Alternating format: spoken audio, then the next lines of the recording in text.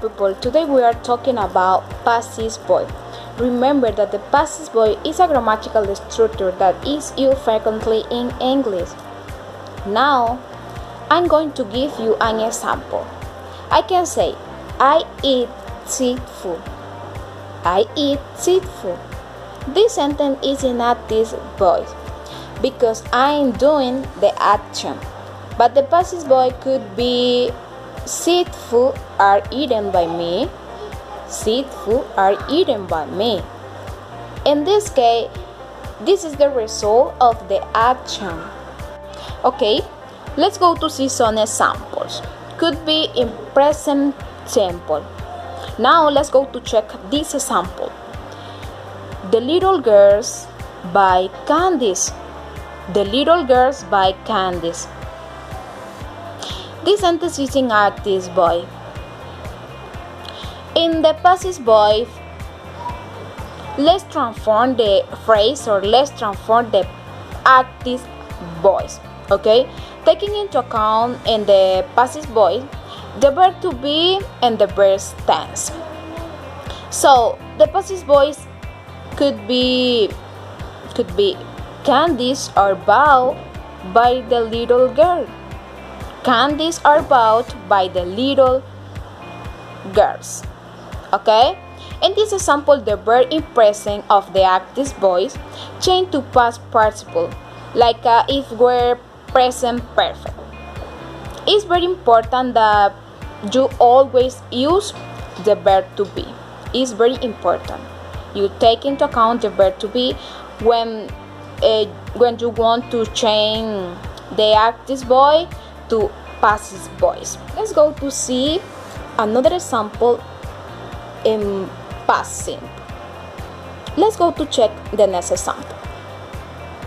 French gave the Statue of Liberty to America. French gave the Statue of Liberty to America. This sentence is in active voice. Now we are going to change to the passive voice, taking into account the verb to be and the verb in past participle. How do you do it? Very easy. The passive voice could be the Statue of Liberty was given to America by French. The Statue of Liberty was given to America by French. This is the passive voice. It's very easy, but of course something different with this verb. With the verb to be in the passive voice is was. What happened with it? So, if you remember, the active voice was in past simple. So for that reason, the verb to be in the passive voice need to be changed to the past simple. It's very easy. When you want to change